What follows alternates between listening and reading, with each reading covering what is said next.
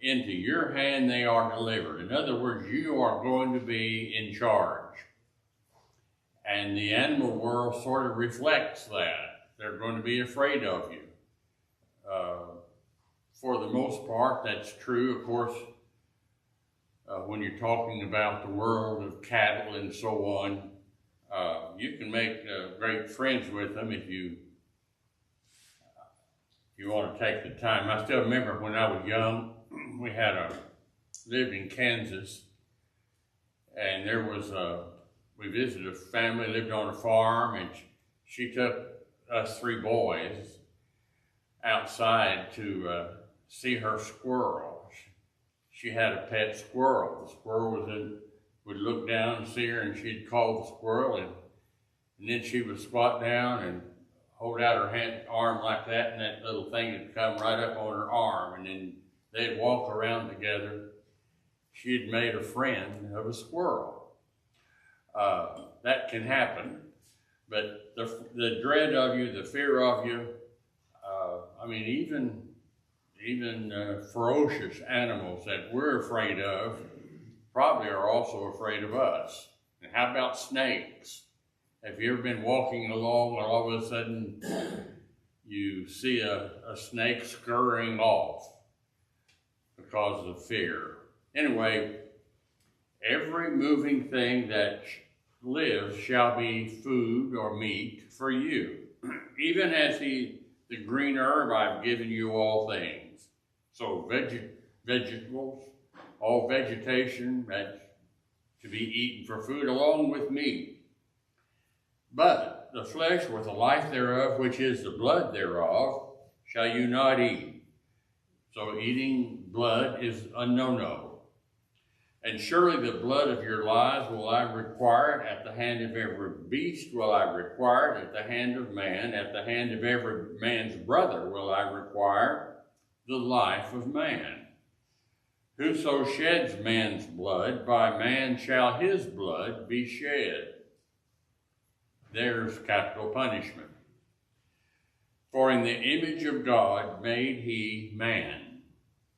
And you, here it is again, as in verse 1, now verse 7, be fruitful, multiply, bring forth abundantly in the earth, and multiply therein. And God said to Noah and his sons with him, saying, and I, behold, I will establish my covenant with you and your seed after you, with every living creature that's with you, of the fowl, of the cattle, of every beast of the earth, from all that go out of the ark, everything that's in the ark and left the ark. Notice that they're all going to be spoken of as one fell swoop. They're together. To every beast of the earth I will establish my covenant, neither shall all flesh be cut off anymore. And here's the promise. They'll not be cut off by the waters of a flood. It didn't stop there. Read the next few verses. What kind of flood? Neither shall there be any more a flood to destroy the earth. That's a particular, very specific promise. It doesn't say there'll be no more floods, but there'll be no more floods that will destroy the earth. And God said, this is a token of the covenant that I make between me and you and every living creature that is with you for perpetual generations. We're in Genesis 9 now, verse 13. I do set my bow in the cloud, or rainbow in the cloud. I'm going to stop right there just a second. Of course, I saw one or two rainbows this week. Usually it's semicircle. But I noticed on the computer news, I saw an entire rainbow circle, the whole thing, round, all the way. How's that possible? It was taken from outer space. Some of our things we've got circling the earth, took a shot of this rainbow, and it was total, complete round. I'd never seen that before. and the bow will be in the cloud, and I will look on it, and I may remember the everlasting covenant between God and every living creature of all flesh that's on the earth. And God said to Noah, this is a token of the covenant that I have established between me and all flesh that's on the earth.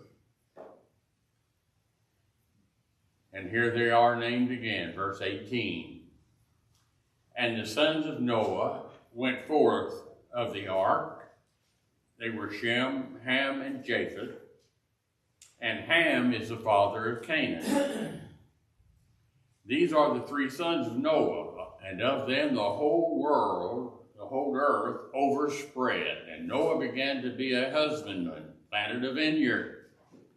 And he drank of the wine and was drunken, and he was uncovered within his tent. And Ham, the father of Canaan, notice he keeps mentioning Canaan. We'll talk more about that in a moment, but that's interesting. The father of Canaan saw the nakedness of his father and told his two brothers. And Shem and Japheth took a garment and laid it both on their shoulders, and they went backward and covered the nakedness of their father, and their faces were backward, and they saw not their father's nakedness. And Noah woke up. He awoke from his wine, and he knew what his younger son had done to him.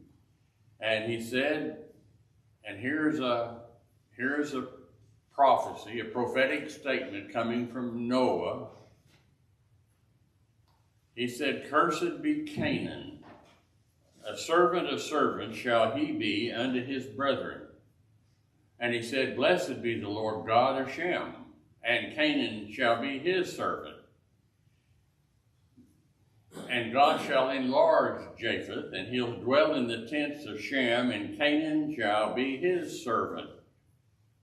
And Noah lived after the flood 350 years. And all the days of Noah were 950, and he died.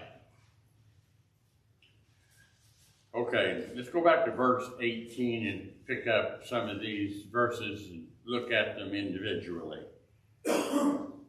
He names the sons in verse 18. Now, for those who are interested, I went through and marked each division here and gave it a date. These are Usher's chronological dates, but what we're talking about 2,348 years, 2,348 years before the time of Christ. This is not from the creation. This is before Christ. In other words, we're going to be getting lower on those terms as you get near the time of Christ. It's 2348, and then it'll be 2346, and then all of a sudden 2340, getting closer and closer. So that's how Usher's chronology works right here. Anyway, notice Ham is specifically identified here as one of Noah's sons and the father of a fellow by the name of Canaan. Why was he singled out here for special mention that he was the father of the Canaanites, do you think?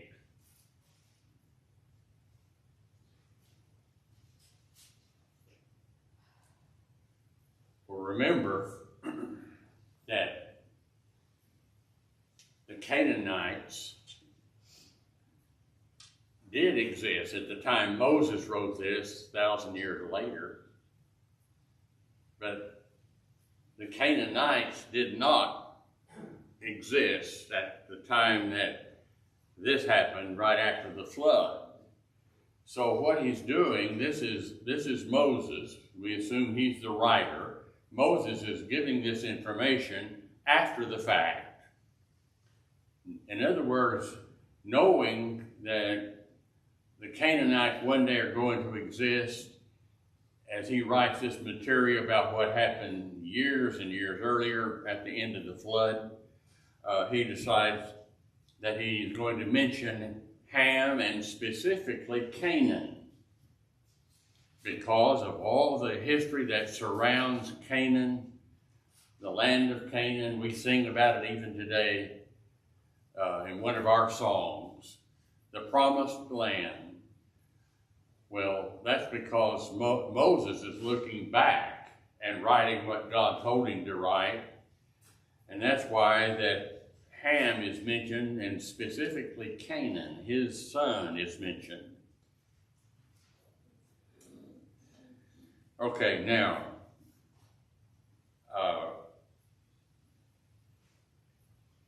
Noah and his family, according to ancient tradition at least,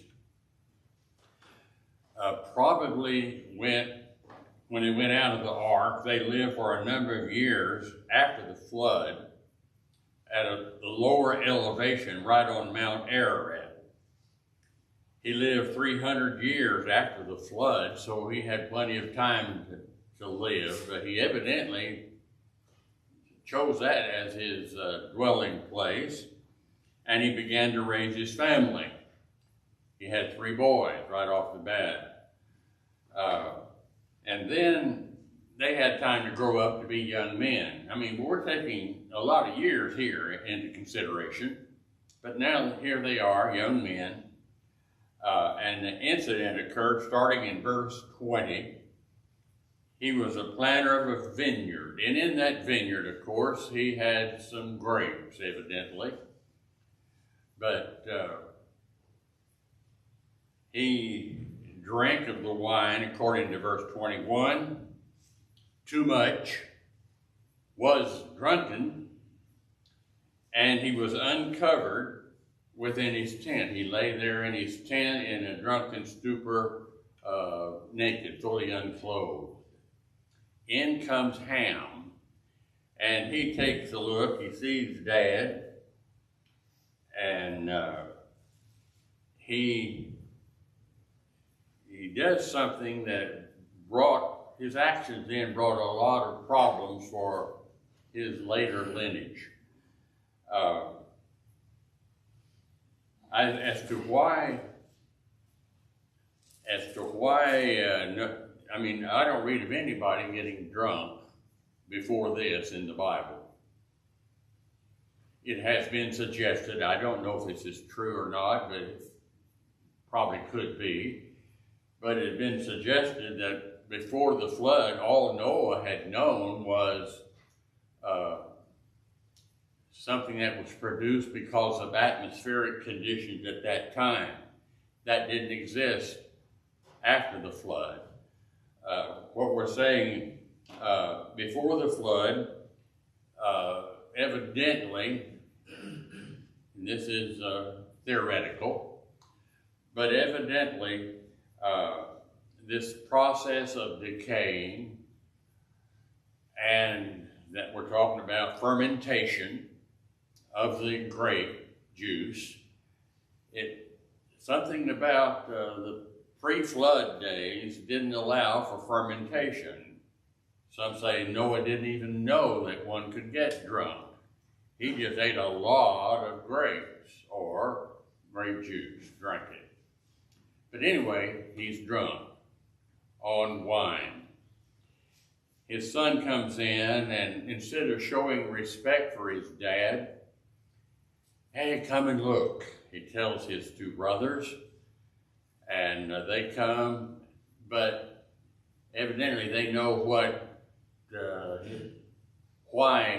that Ham asked them to come and look. Because look at their actions. Some have claimed, when you read commentaries, you read a whole lot of stuff. And you take it with a grain of salt. But one suggestion was that his actions here, that Ham's actions, were because he experienced homosexual lust toward his own daddy. Where'd that come from? Right out of the blue. Man's imagination. I think it's much more likely that what we have here is that Ham's actions are part of a resentment against his father's authority. I don't know why it happened, if that be the case, unless here you are over 100 years cooped up with the family in an ark. Who's giving the instructions? Daddy. He's given the instructions. It may have been, I'm saying may have been, this is another idea that I read, but it may have been that he had put up with that so long and he didn't seem to have any kind of authority that he could wield. And so he was very upset with his dad, Noah. But anyway, given whatever that is, Shem and Japheth, the other two boys, acted totally differently. I get the idea that walking backward is something like this. Maybe one son, a brother, was over here, and one here, and as they held this blanket, and they moved backward, and then let it drape over their dad. Anyway, after that happened, Noah, when he woke up, realized something had been going on while he was in this drunken stupor, and he began asking questions. He probably asked his wife. Have you noticed how many times I've used the word probably? Because I don't know. But he probably asked his wife if she was still living. We don't even know that. He probably also asked the other two, Shem and Japheth, what happened. But anyway, they showed very little, Ham showed very little respect for father, but the other two boys showed a right kind of respect. Isn't that something? I was thinking this morning as I read this whole chapter, even after the 100 years in the ark and the flood totally wiping out humanity here on earth except for these 8 people, Satan had it his way before the flood. Remember, man's thoughts and imaginations of his heart were only upon evil continually. That's how the Bible describes the pre-flood days. And now we're after the flood, and what's happened? Satan works his influence even among those who are closer to God. Satan doesn't give up on a person as soon as he's baptized into Christ. So you come on down and you find God speaking one time in the days of Job, which is still very early, back to Abraham's time probably. But God says to Satan, where are you? What have you been doing? Going to and fro in the earth and up and down in it. That's interesting. Don't think for a moment that Satan has changed. He still lurks to see whom he may devour, according to Peter. But we got little of that going on right here, evidently. Okay, now, as we said, probably rebellion is a lot of Ham's problem here.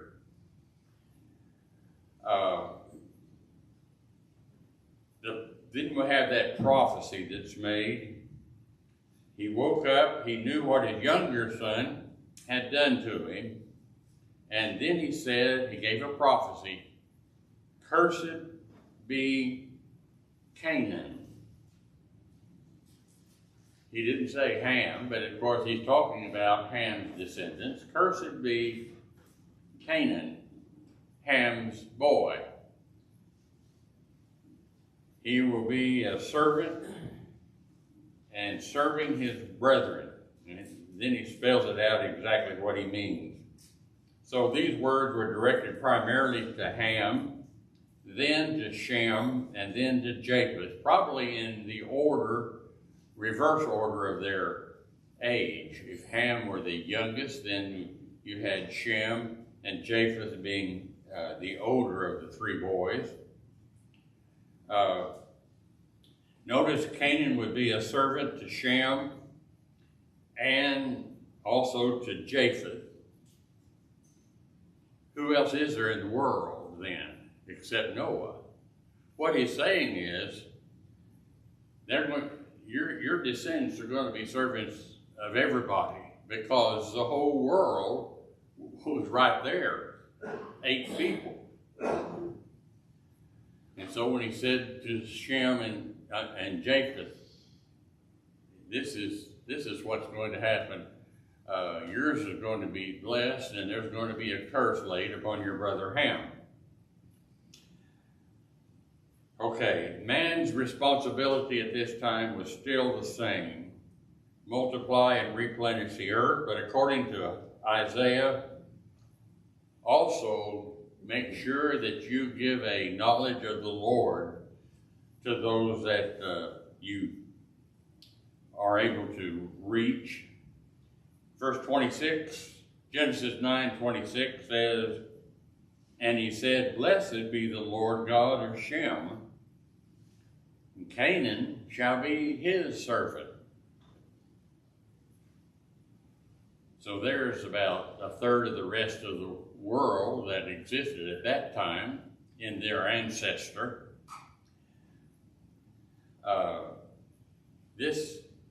There's an implication here that through Shem, God's great blessing was going to come on the earth. It's not very blunt, but it seems to be that's a part of this particular promise. Blessed be the God of Shem and Canaan. For those of you who want to check, right here on this passage, you might write down Judges chapter 12, verses 4 through 6. I'm going to turn over there right now, because there's something that happened later that we understand better if we read this material here in Genesis.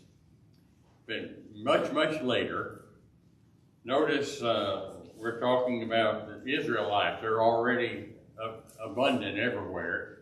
So this is hundreds and hundreds of years later. But in Judges chapter 12, I'm starting in verse 4, Judges 12, verse 4. Jephthah gathered together, and this is one of the judges. There's about 15 judges of Israel. Those of you know your Old Testament history. Jephthah gathered together all the men of Gilead and fought with Ephraim. Ephraim and Manasseh, those two names go together since they're brothers, and they had tribes.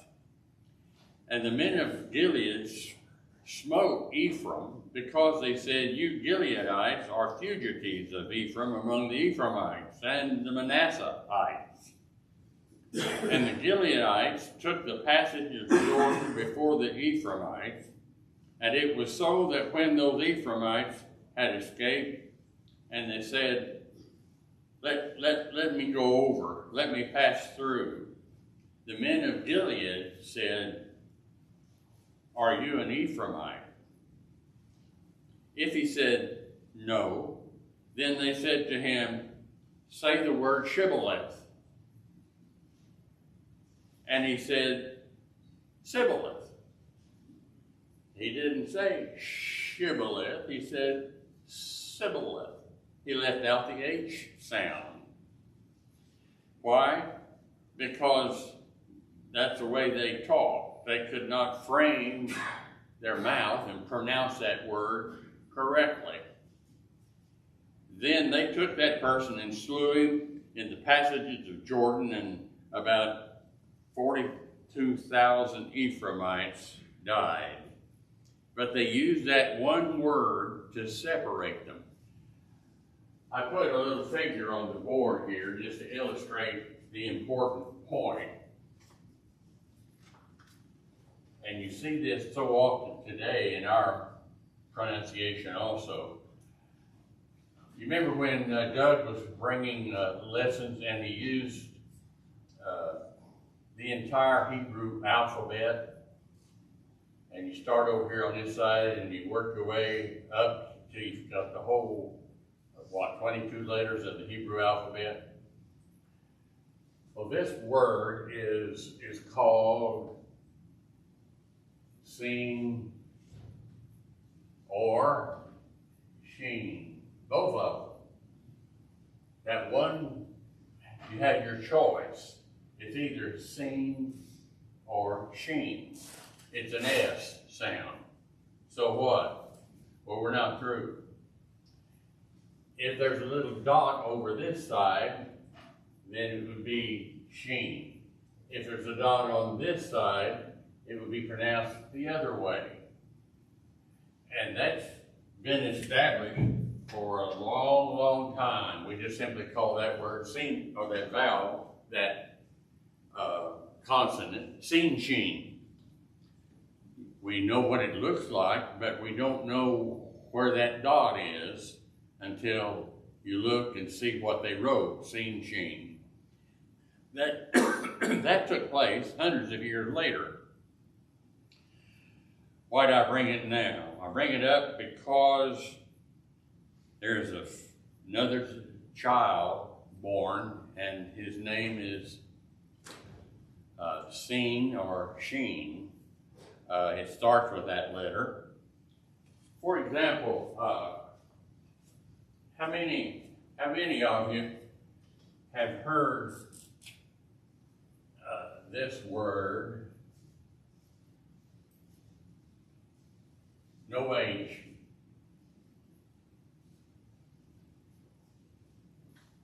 Semites. I've heard a lot of it in our news now, talking about that he's an anti-Semite. Well, what is an anti-Semite? Well, it gets its name from this particular word right here, Semites.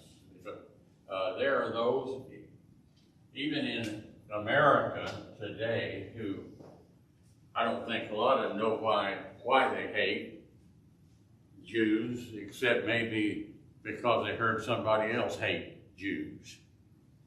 Maybe mom and dad hated Jews, so those Jews are people that are supposed to be hated. Well, that's a sorry reason for believing anything, because somebody else said it. But Semites, how close is that to the word Shemites? S-H-I-M, right? We're talking here about the same word. Why are these names important? There's a whole bunch of names that we're going to skip over because it's not important as far as future considerations. I'm simply mentioning it because there is some historical reason that's attached. And so you'll find out, you'll hear me mentioning that more than once. But God said, "Blessed be the God of Shem. Canaan will be his servant."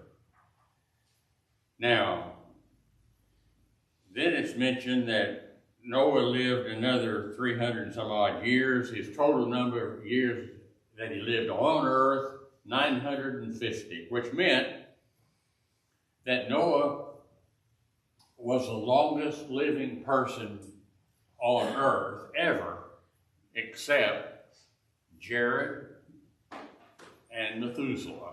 Jared, 962 years, and Methuselah, 969 years.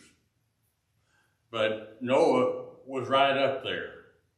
And then you're going to start noticing through this list here, especially when we get to chapter 10, you start noticing those age-linked longevity. Their lives drop dramatically. And of course, that was because of the change of climate. That was because of a lot of reasons, but they had, time you get to Psalms chapter 90, you know what the average lifespan of man is? Well, it's mentioned to be 70 and 10. 70, well, 1 score is 20. 70 would be 60. But the psalmist said, at the time that Psalms was written, 70 and 10 is 70 years. So I'm living right now in my by reason of strength years, because I'm past 70s. Now, Noah continued living possibly, and this will blow your mind when you stop and think about it, but Noah possibly lived until the days of Abraham. Until Abraham was over 50 years old, Noah was still living. You don't often think about things like that until you read somebody that gone through these tables of chapter 10 and add the years up, and well, there it is. It's fascinating. Okay, the table of nations. That's chapter 10. That's where we're going to begin now. Even higher critics of the Bible have to admit that this chapter is a remarkably accurate document regarding longevity and the living, how many years these people live. It's a catalog of ancient nations. And you don't see this from any other source except it's found in the Bible. I've heard the name of Dr. William Albright all of my life for the last, well, at least from the time I was in my early 20s. William F. Albright was quite a scholar, archaeologist. Listen to what he says about this table of nations that we find in chapter 10. Genesis 10. It's a table of nations, and this is very important. Notice this.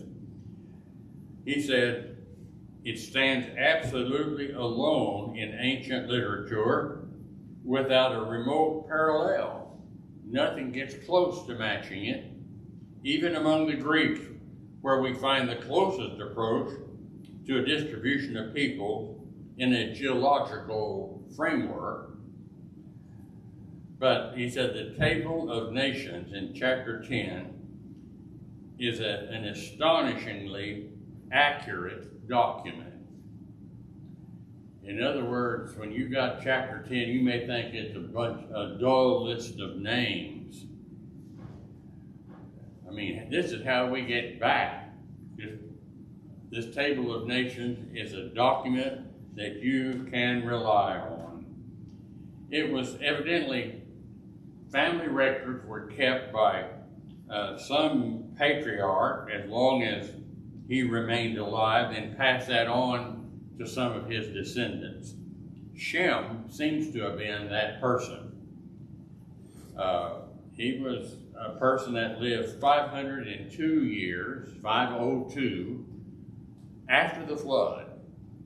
So he lived a long time, and he covered the entire period included in this table of nations. He lived it. He lived through all of this period. And so, if you stop, you may notice this. I don't know it. I'll mention it, so watch for it. But when we get into chapter 10 and 11, you'll notice that the sons of Ham and Japheth are given only to the third generation. There's Ham, his children, and then the grandchildren, and that's it. just to the third generation. But those of Shem's descendants go to the sixth generation. And of course, the question always comes up, why? Why is that the case? His descendants list, that's twice as long as the others. Probably, I don't know, probably he lost touch with other branches of his family after the dispersion. And by that I mean what you find in chapter 11, the building of the Tower of Babel. Their language was confused. They couldn't communicate with each other, and they began to separate, which is what God told them to do in the first place, isn't it? Go, multiply, replenish the earth, and in other words, head out. But in chapter 11, the people of Babel didn't want to do that. They didn't want to follow God's plan. They wanted to build a tower up toward heaven. We'll pick that up in just a little bit. Okay, Genesis chapter 10, verse 2. Here they are. Japheth, Gomer, the sons of Japheth, he mentions them. And then he picks up that next generation of Gomer. I'm not going to get into a lot of that. In my reading, I read something that did kind of perk my interest. The name Japheth is found in a lot of literature.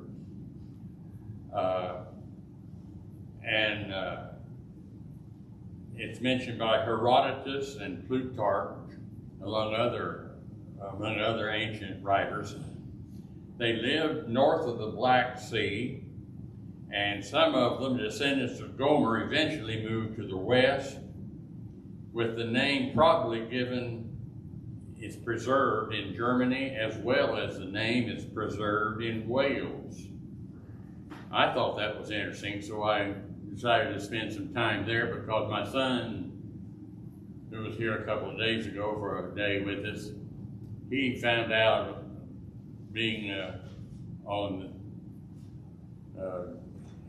that great field of genealogy, he loves to check ancestry.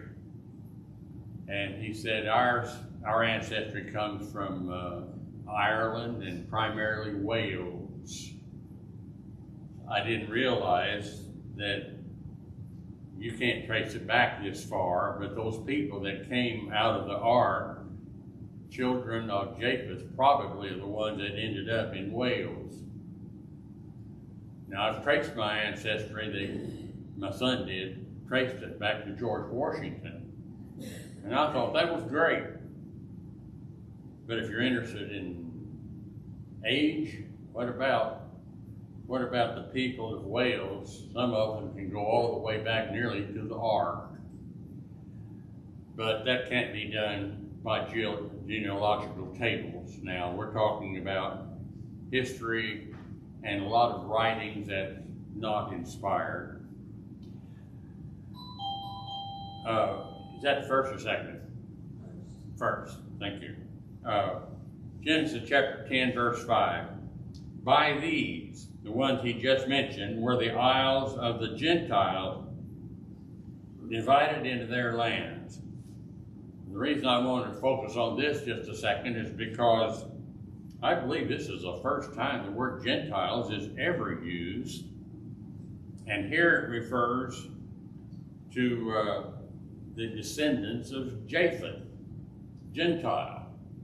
Well, that would make me, and probably most of you all, Gentiles. And then other sons are mentioned in verse 6, Ham, Cush, and Canaan. We're going to be mentioning next week Cush and Canaan because their names pop up continually in later history.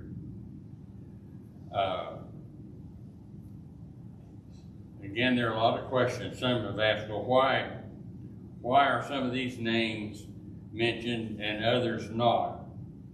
5 of Japheth's sons are not mentioned, one of Ham's and three of Sham's, I don't know.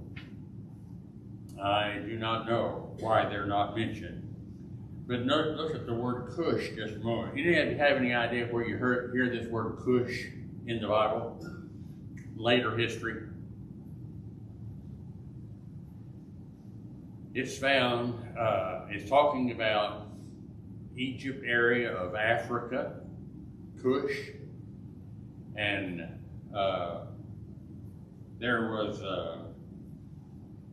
I believe it was in Numbers chapter 12, Zipporah, Z-I-P-P-O-R-A-H, Zipporah was a Cushite. Her family came from Cush. So, I believe that's Moses. Wasn't that Moses' wife? Anyway, he would identify with that one, Cush. They settled primarily in the valley of the Nile. But the important thing I want you to remember here is Cush was the oldest son of Ham. Ham was the boy that didn't get along too well with Daddy, Noah, probably. But anyway, he would know about, surely, he would be aware of the sentence that God had given to Ham, that your offspring, your descendants are going to serve all the others, because they were all right there in the loins of Japheth and Ham and Shem. That's the only ones that exist besides Noah. So when you say Japheth and Shem, you're talking about the rest of the world. Every one of us come from one of those three boys and his wife. So anyway, Cush, Ham's oldest son, probably resented that curse more and more as the years went by. And I say that because he gave a name to his son, Nimrod. You've heard of Nimrod. You know what Nimrod means? Let us rebel. I mean, you can be worked up so much that you resented something to the degree that you name one of your children, let's rebel. That's Nimrod. So possibly he was hoping that Nimrod is going to become a part of that great rebellion. Here's a note that you'll never see unless you get the right source. It's from what we call the Jerusalem Targum. Not inspired, but notice what it says. Nimrod was powerful in hunting and in wickedness before the Lord. He was a hunter of the sons of men, and he said to them, "Depart from the judgment of the Lord and adhere to the judgment of Nimrod." Leave God and start paying attention to what I say. As Nimrod, the strong one, strong in hunting and in wickedness before the Lord. Just interesting to read some of this stuff that went on. Okay, thanks for your attention.